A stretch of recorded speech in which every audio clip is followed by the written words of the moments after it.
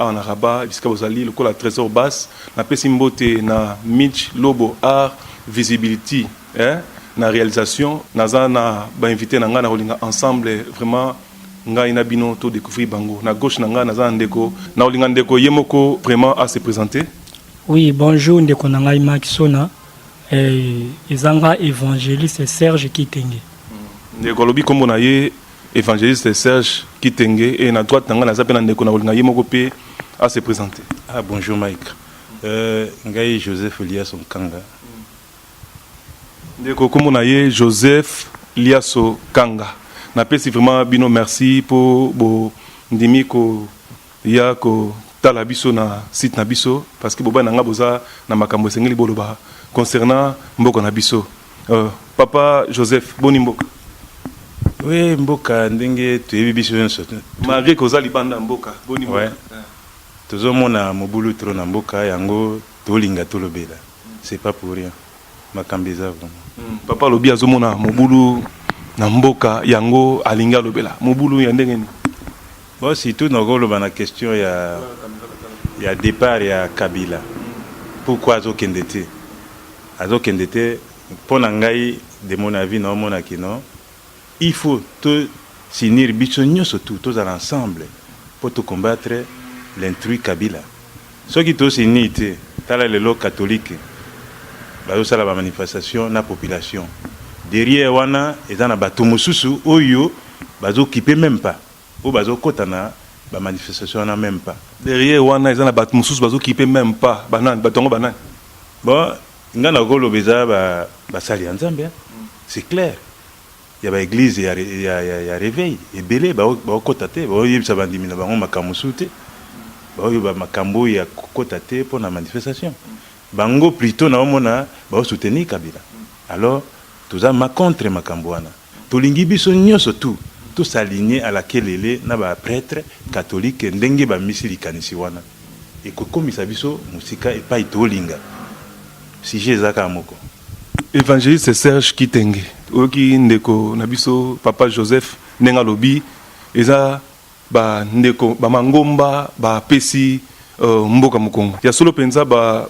ngomba ba pesi mboka mukongo. Merci papa Mike.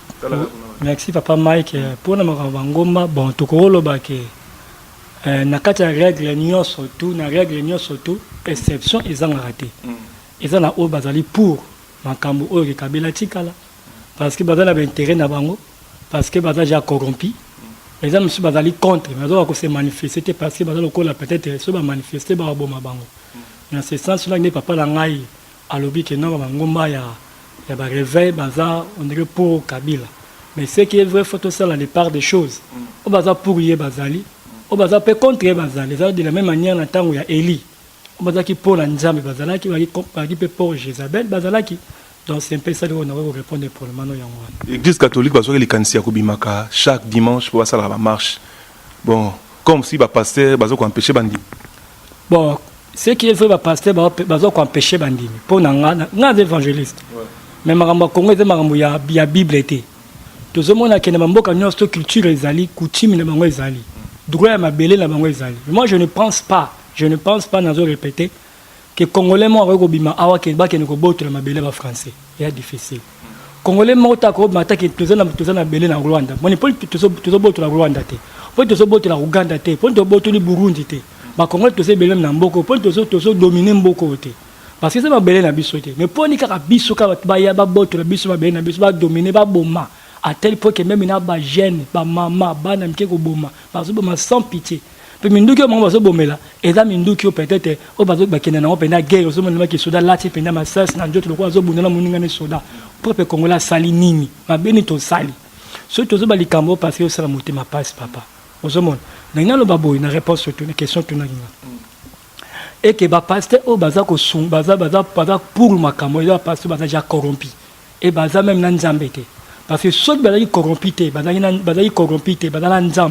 moi je pense que Mamba Congo est au Talaban. Le coup de Bango empêcher que le peuple na bango, tout bango bazo te ya maloba, pas que salaire ba marche, c'est que bango ni baza ko faire appauvrir population na peuple wana. Parce que besoin que bazo raka ba bien peuple on va faire souffrir toujours peuple là. Mais nzamba za juste pas au télé. Merci ndeko na biso Serge Kitenge papa. Initiative oyo lingomba basango bazwaki po babimaka. Yo munyango eza malamu to. Non, eza bien eloko oyo population lelo oyo ebandai kozila et pas bayi politicien na biso basala yango mais église catholique ezui initiative wana parce que bazomona ndenge population eza ko souffrir mais ba politicien bazongi sima c'est ça le mal bazongi sima ndenge ah mais bazongi sima tout monde a marche wana ba manifestation politicien oyo vraiment o bazana opposition bazate peut-être moko mibale par contre il fallait bango bazala maliboso ba manifester longo ko bango bazobanga na ebité entre guillemets mais siko ndengo za libanda tango yo kaka ba nungu na mboka esala konde non eza pasi mingi na kanisi et pas nyonso tout congolais azali na mokili oyo na monde soki amoni makambo wana oyo ezoleka na RDC ezosala dépasser pour ça okende osala mabe mais ozali na moyen wana ya kokoma na minute ezati parce que ezana ba norme nango ndenge ezokende boye bandeko na biso o bazana Kinshasa eza message ba continuer ba lembate ba sala parce que ekosuka wana te esili penante esili nante siko tango otalaka Congo otalaka bandeko totiki na Congo bazonyokwama faut to sopese pana ngai na koloba eloko moko konyokwama bandeko na biso banyokwama na Congo eza pe konyokwama na biso awa na libanda parce que tonyokwama ndenge moko il n'est pas dit que parce que toza libanda to souffrir te tozo souffrir toza ba famille na biso kuna toza bandeko toza na bana faute o ngana koloba faute ezaka pona biso ba congolais kaka oyo aza ko soutenir Kabila lelo yo eza congolais yango na oloba ke faute eza ya biso ba congolais faut telema biso nyonso tu elongo tala lelo yo même de kauto oloba était que évangéliste Serge qui bai lingomba misusu bazoboya bandimi na bango bandima babima na nzela elongo na ba mupe ponani mais balingi ko cautionner bango misolo na bango ya miki o baza nango ba souffrir offrande badime ba offrande mais bandima te ke kumbimisa bango libanda po bayebi ke so bango ba kufi biso ba offrande sili ah oui po population na bazo souffrir baza ko souffrir baza ko approver bango lisusu na bango na Kabila baza ndenge moko c'est pas normal Evange bozobo ya bandimi babima libanda po bozobanga badim esila na l'église papa Mike merci pour la question tozo banga teke to tika la pauvre parce que badim ekota te non ngana zo lo bango clair likamba Congo ngana botama français te mais na botama congolais na kasai papa maman kasai donc 100% congolais mais likamba Congo ezotala église te likamba Congo ezotala mwana nyonso ya Congo oyo ayebi ke naza congolais likambo eko intéressé moi je pense que lelo na kati ndako na yo to na ndako na nga soki mutu mo lelo akoti ndako na no beta mwasi na nga to mwana na nga to no sabiloka ndako na nga no sa n'importe quoi abandi ko tia salité na ndako otelemela parce que ça ndako na yo mais pourquoi la kati na Congo bato bakoti na gouvernement en place ko bana seni ti na classe politique ya C ba désolé sema mutao lo bazate parce que bazo mo nonga ezalo kola ezalo normal a okende na biso église to pekisi mutabi mate mais il y a d'autres pasteurs d'autres églises locales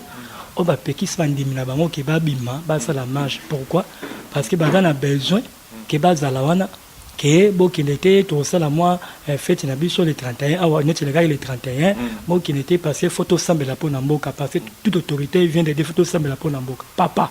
toute autorité vient de dire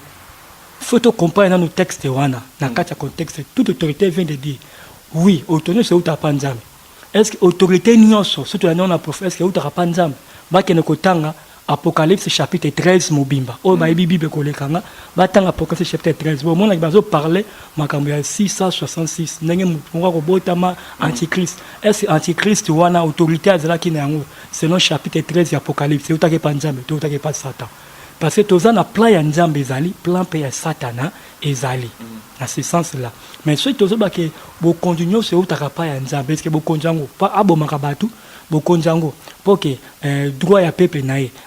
ayeba ngote bokonjango pour que bana batanga malamu te bokonjango pour que makamnyo so salité na kata mboka nde bokonjango tu njambo ya ngwana donc nzema tinda mokonyo pa nyoko la peuple to so baloba que non la voix du peuple c'est la voix de Dieu mais ce qui est la voix du peuple c'est la voix de Dieu mais pourquoi ye mokonjo na fa anyoko la peuple nzambe mtapona ki apona ki pa nyoko la population congolais c'est ça faut te poser question. Papa Joseph Liasso Kanga pour Kabila alongwa esengani na répondre kio liboso avant émission pour ngai d'abord l'union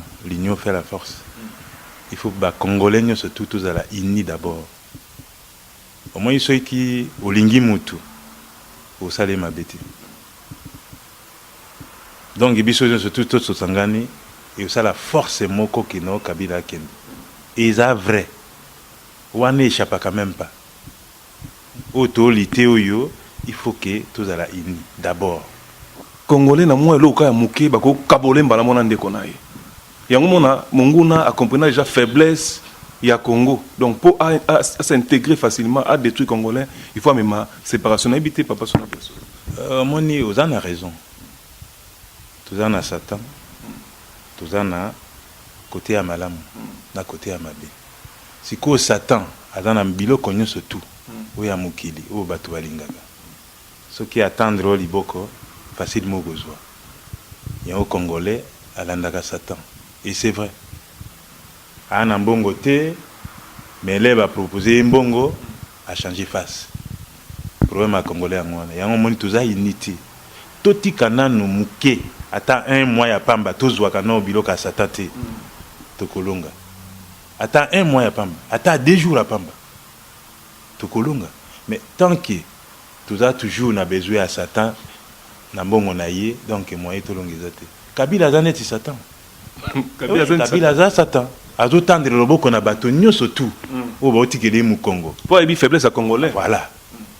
Ayebi. Yango azo sala bongo. Ce qui to se unité ensemble, tout tikela Satan mu Congo. Vraiment ils ont passé. Et comme la main, Satan au kufa kaka. Tous ont la capacité intellectuelle et belle na RDC. Ngapi na comme président pour ne pas dire que tel ou tel pourquoi pas ngai. Beaucoup soutenir pengai na ko président. Un tato bon timbo kana biso t'organiser ngo bien. Pour natanga na otanga kumbana. Non, na mitangi na ngamoko d'abord. Joseph Liasso Kanga. So vous soutenez ngai na comme président. Oui, mikolo to le cas tokaki mwanasemi tebité mwanasemi asuka na nzela. Yo moko lobi yango. Azalaki kolabo ya Kabila. C'est clair. Ndenge ni kolabo. Ah mais tomoni biloka sali o ya bandai koloba ezali nango ba échappatoire pas. Non, tomoni yango clair. À côté prison à s'évader soi-disant. Est-ce qu'azali na prison d'abord? Non. Oh batunaye ba manandika na loba kayango et na répétaka chaque fois. Atikala koboma collaborateur direct ya Kabila ti. Nde to monaki ba général nani Kanyama, nde to mona ba général Tango Force. Atikala koboma bango te. Pour toucher sigo Kabila ke non, mwana semi abomi mutoyo Kabila azomone important na miso na ye. Abu mabatu ya ba civil a Pamba. Batu bo souffrir na bango po ebise ote wana zalaki azama major ya Kabila. Est-ce que Kabila sala ba major? Asala ki pas Kabila, ça c'est quoi ça? Ake abomiye na ba mystique na ye batu balobi ke mwana sema za makasi non. Lelo azawapi? Lelo azawapi? Tout na Kabila te. Mutune za Kabila. Azawapi? Non. Donc abomba quelque part pour après les la ressusciter soi-disant azongi après le bon non akimaka non. Ils aba gêné bango. pona ba soutenir Kabila direct. Basala iba manigas wana ba agir tellement makambo siko échanger tournure et combien impossible que oya na ba agir wana protocole ya yo to bumayo d'abord yo kolo ba agir wana to bari yo d'abord yango est combien impossible. OK, merci. Évangéliste Serge, en étant na Liban Mboka tango yokaki le 31 penza makambo elekaki na Congo bakufaki pozomona chaque dimanche ozoka bason ke mboka ezangi kimia yo en tant que mosala nzambe et surtout koyoka pe ba pasteur baza intégré na makambo wana ezo salonde. Oui, merci papa nanga na kisona. Tout d'abord maintenant tozoka makambo ezoka na Congo surtout nous sommes le 31 ça là vraiment passe. Ça là vraiment passe comment on va dire que na Congo bazo marcher. Tout d'abord tout ça analyse. Andeko basala ki marche bazaki na minduki te. Andeko basali marche bazaki na mabanga te. Et suko soki bazalaki na minduki na mabanga.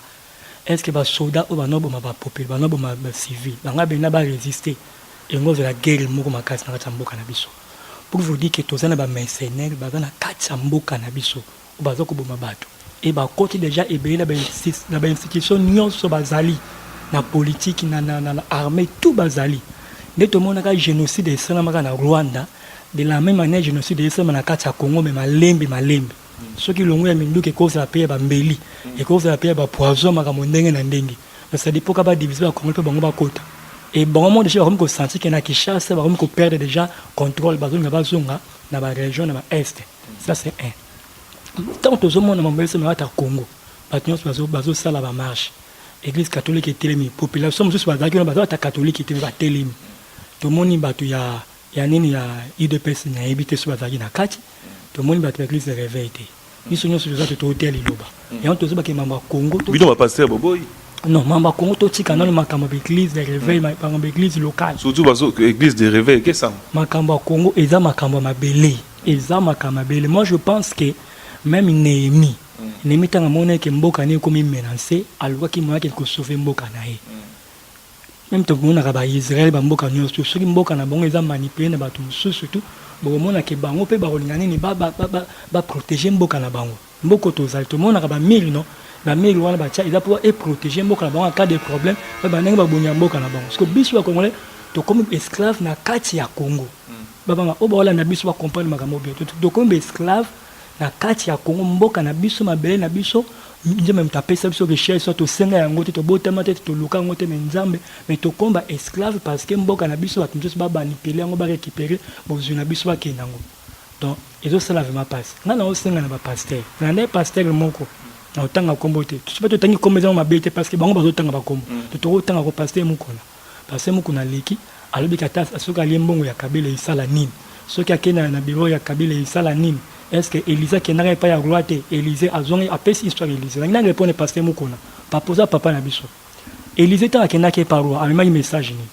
yo tant so qui n'est pas Kabila zo bomamboka abo ma population a zone ngolongo la pouvoir était ba sango ba tikela qui était 2016 à longo était ba tikela 2017 à longo était est-ce que ba sango ba comprendre que oui to peut ça que peut-être chance à qui n'était en 2017 quoi zone ngolongo était to longo le suko par force parce que yo zo le canal TV peut aucun ndako bâtir ba image et peut au lobby n'importe quoi papa ça c'est n'importe quoi tout ça bana mais tant déjà que bimi na rate le banda vision photo zone fait sur Angela na ina répondre non papa mukuna bo message nini Elisa qui n'a que non pas ya gloire est-ce que na message que non ou mela na yo le ko la peut pas souffrir na Angela non mais muto bino bezo soutenir abo ma population alingi population tena gouvernement c'est à vous de prendre la parole de dire la vérité papa to comme il t'a offert église le ba vérité ba to ba le ba vérité que mboka ezo occupé mboka souffrir mais bango bazo kanga munoko po ba yebi ki bazana ba intérêt na bango ça c'est très dangereux donc naza vraiment désolé na message yo appelle que non a rozala wana po a soutenir naza désolé mais ayeba kango soki pena nzeme mutabenga azonga na sema kolankolo kola yo kila ema azonga sacerdoce mais soki akoti si mutune na makamba babusoba yepa rozala nzambe ninga zala arobimisa ina poso pe rozala babe pona ça c'est un EDD pasteur on soit ko lekana soki a shekina so na bosani vraiment kombo na ayeko loba que non toute autorité vient de Dieu il faut prier pour les autorités il y a des pasteurs problème na yeza qu'il faut prier pour Namboka oui vous avez raison on prie pour Namboka que mutu azo boma population azala kawana munguna azala kawana ba Rwandais ba oxygéti biso ba Ougandais ba Burundi est-ce que biso na mboka na bango to récupérer mabele na bango mais tant bozo le kan bozo église bozo le biloko boloba boye bango ke nzambe obino bozo sambela so nzambe bozo sambela a nzambe biso to le la pepe a souffli et quoi le kola mutu na bino c'est pourquoi zo mona Eli tant nzambe alinga zo Eli ayebisi kende ko wendenga Azael kende ko wendenga Jéhi ko wendenga Élisée mutu ko échapper na Azael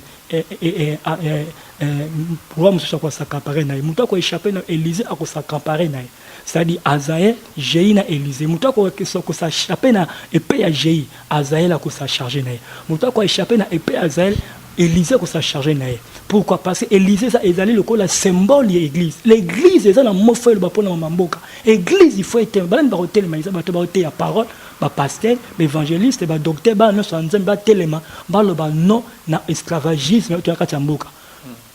Ko sambela tout d'abord, hein? Et puis on va au Kenya côté c'est la marche ba Kenya ba ça la marche on a ko loba pour le moment ya ngwana doit pasteur au bazo tinda batu ba Kenya ba marche note ça c'est vraiment to éviter mutamtaza na zo pesa la éducation mais makamba mabelene na zo ba papa ezama papa mboka na biso eza occupé ezama kama bele ezama ko biso nyusto za la langage moko to telema pour la ko défendre les droits ya mabele na biso so to défendre les droits mabele na biso te to ko perdre yango pour la pesa bino eloko moko eza très capital to za na identité na Congo te parce que pour eza trop cher makamno na Congo eza pas ici un jour to lam kana tongo le ko to za libanda po ozongo te parce que ba ko tsa drapeau musu ya mboka na kati ya Congo déjà to sema na est malé mazo kota alors congolais nyonso esika azali congolais nyonso esika azali azali kambo akere la solution na mutema na ye to sambela nzambe et puis to telema to bima po to bengala banguno na mboka na biso ya papa na biso ngwanda lobaki ba oh nyonso parce que travail ba bima na kata ba institution ba bima ba isolé ba nani ba étranger pas comme ebele ba ko se multiplier pour ba boto la biso mabele total exemple ya en Égypte tant ba ils ba côté en Égypte Exode chapitre 1er roi Égypte albani ce to tiki bato bazo bota bazo se multiplier comme à casque le kabiso to ça to pesa bango ba travaux forcés pa ba ke ba za ba pa malgré cela mais le quoi qui n'a pas promesse en nzambe c'est bon toujours na kata Égypte mais bon na mboko akana pona bon biso peso to tiki bato ande ngwana des femmes ici bazo kota na minduki des femmes ici bazo kota na ba chair de comment mais bloko na bango ba ko se multiplier ba ko boto la biso mabele parce qu'ils ali plan oyo bazo déjà na bazana ngona mutu pour mutuna zo na mutuna za ke alonga ti 2020-2021 parce que la plan que Congo et comme ya passé et dans la richesse belé na zo bisa bato ba soutenir bato wana ba occidentaux ONU Organisation des Nations Unies moment ba lobate bazo kipe mamba Congo te na ba réunion na bango ba kipe te na zo lancer vraiment appel na bango ba sunga biso batala mamba Congo ba sunga biso batala mamba Congo tout le monde a jamais à qui na pouvoir était à sa campagne na pouvoir ba pays et bien des nouvelles seigneurs c'est tellement qui va bengani parce abima parfois ça bimaki mais à Congo pourquoi bazo le baté pourquoi on y le baté pourquoi oya le baté pourquoi ba organisation minene le baté parce que ba ki ben terrain na bango eza na kati mais mabele wana nzambe mutapesa biso ngo mabele wana eza ya biso mboka neza ya biso ata biso le so to kufi bobomi biso problème mais bana na biso ba hotelema ba récupérer un jour mabele wana. Merci évangéliste Serge. Papa Joseph na bamboka mosusu ceux qui président alingi à s'accaparer na pouvoir batindaka ba armée ba déloger mais pourquoi ça na Congo te moni question wana eza na koloba trop complexe pourquoi tu go to comme na armée biso ba civil pour armée za wana c'est vrai ce qui mo konzina banga droit mais armée wana ndenge ndeka uti koloba wana eza occupé d'abord yo koza la général un capitaine aza mo konzina yo ou un colonel décision kozwa eza nango décision moko et okomate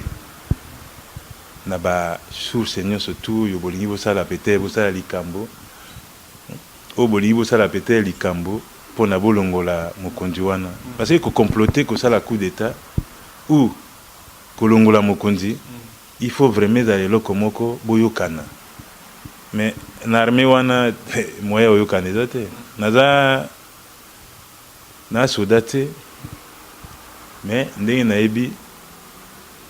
vraiment armée wana eza incompétent na makambo wana vraiment pour mokonzi moko aloba likambo aza déjà na ba infiltration na kati ba soda ya bikolo mususu ba yaka ko déloger président o aza pour sa campagne na pouvoir ne règne tout na nation na bi pourquoi na Congo eza bon et ça la mabongo te président a sa campagne na pouvoir mais bazo tike pe ka bon bon ndenge lobby armée c'est un peu difficile parce que c'est vrai il faut une organisation internationale de et Coca-Cola armée en boka moké ça la bongo c'est un peu impossible toute organisation moko ya munene mais na Gambie salamaki oui il m'a ce qui n'est CDAO et salagi parce que jamais a gagné la élection jamais a gagné la élection c'est quoi linga s'encaparer na pouvoir yango CDAO et réagir wana pratiquement c'est vrai mais où y a biso na moment yo vous savez ba élection c'est ni lobby a gagné c'est impossible c'est impossible donc biso toza na moyen moko kaka oyo ya lit wana ya ko manifester chaque 2 semaines après na ensemble na ba prêtre na biso ya église catholique c'est une initiative moko ya bien mais il faut union lobby ensemble na ba prêtre na biso ya église catholique mais au lobby église de prêtre non parce que tout monde ba tout ba yebi non lo ba on a hypocrisie ba église ebele à réveiller ba olinga bandimi na bango ba mati nde kauta ekoloba a souligner point moko vraiment important c'est très capital ndenge ezali prévu le 31 ba église à réveiller ebele et loba que non tout ça la fête na biso lobby moyen bobi mezate on dit déjà que ba na besoin wana te bazo bare ba ndimi na bango baya ya on loba o ba lingi ensemble na ba prêtre na biso ya église catholique ouais c'est bien wana na souhaiter yango et kende bongo o pe ba lingi te bon total la sort na bango sima. Merci papa Joseph. Évangéliste Serge Kitenge, un mot de la fin.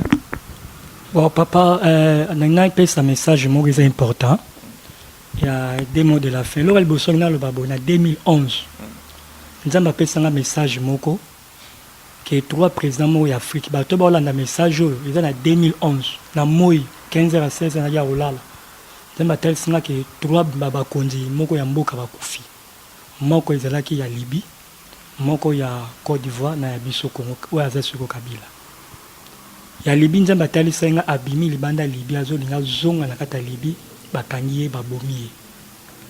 Ya Côte d'Ivoire nzamba na songe on na komona avion moko kiti po babomaye ba noir ba circula ki babomaye mindele bakiti na avion bakangi o ya Côte d'Ivoire bakena ye. Et songe on ko changer comme Kabila na monde betie massage na mutu akufi. Na rappeler message pourquoi parce que ce message mon azon en 2011 non peine à loba yango te men ba to bazaki nanga na ndako place no vanda la pesa bango message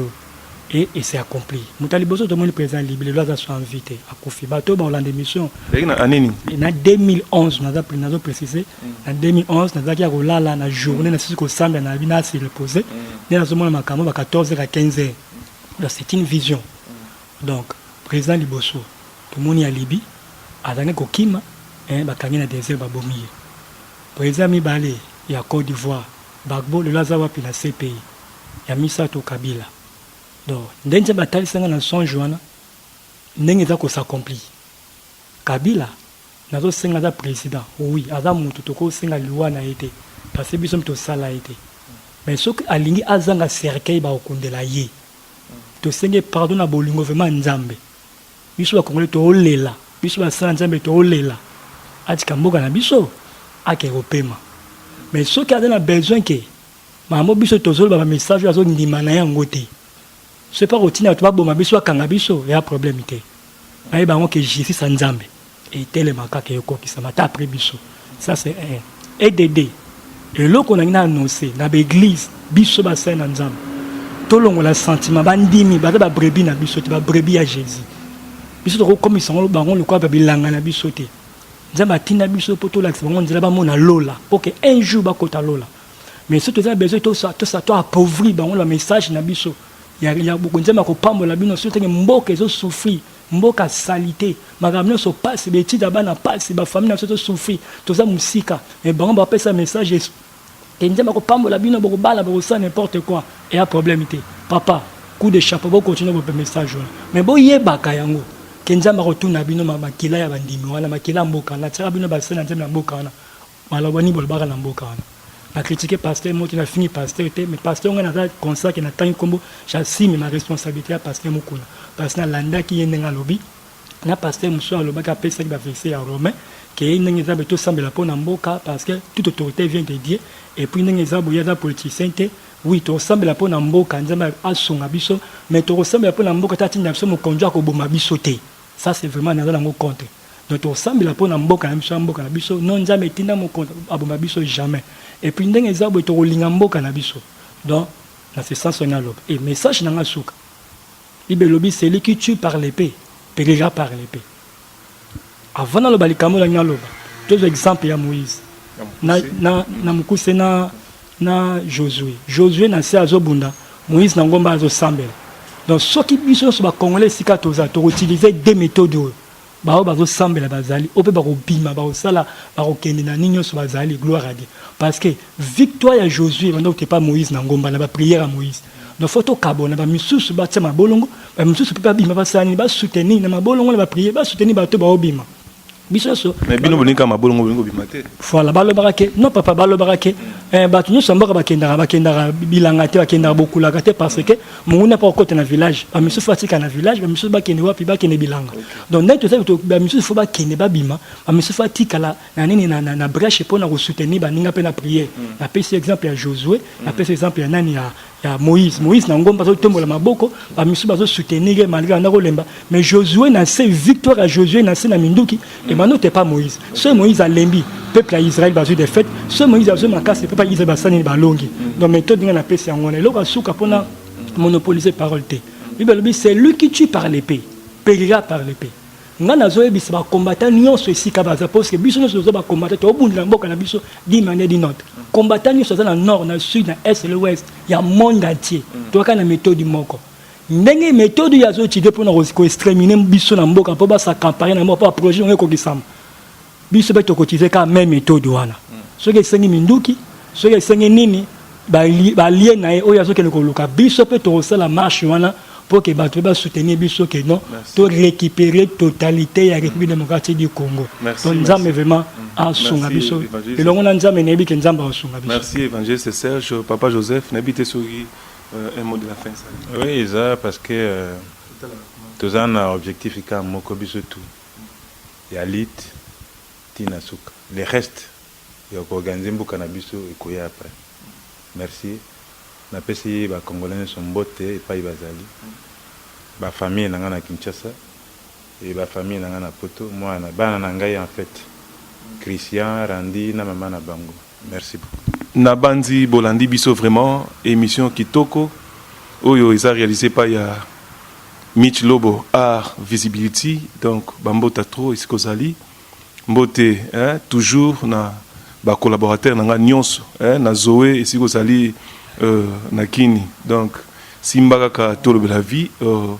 mbote vraiment na famille ya papa José mbote na famille ya ndekonanga évangéliste Serge boza toujours branché na site nabino pe bo s'abonner massivement merci